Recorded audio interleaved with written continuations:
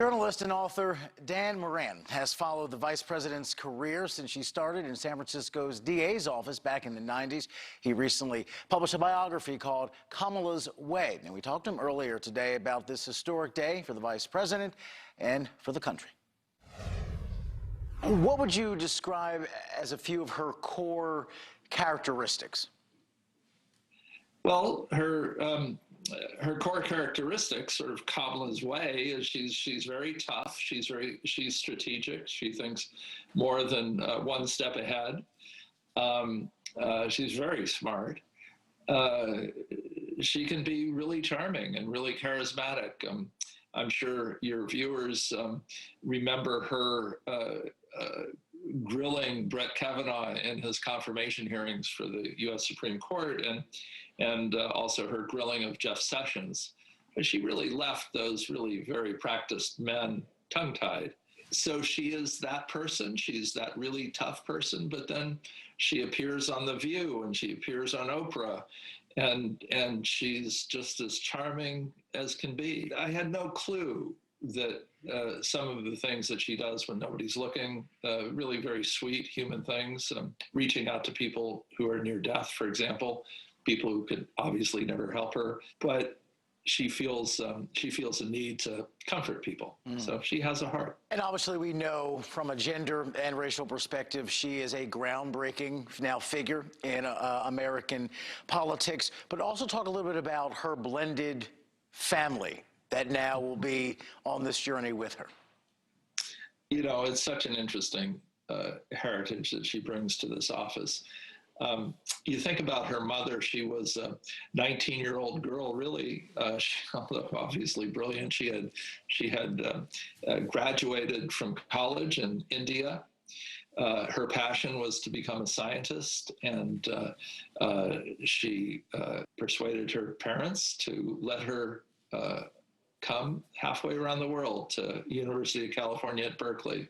This is in 1959. Her mother, Shamala,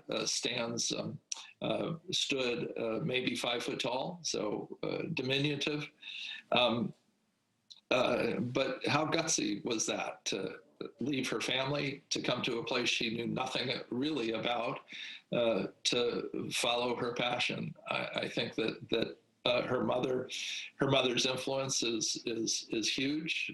Kamala Harris talks about it, her mom, all the time at all these important events, misses her terribly. She died in 2009. Her father, from Jamaica, he too came to University of California at Berkeley to study economics.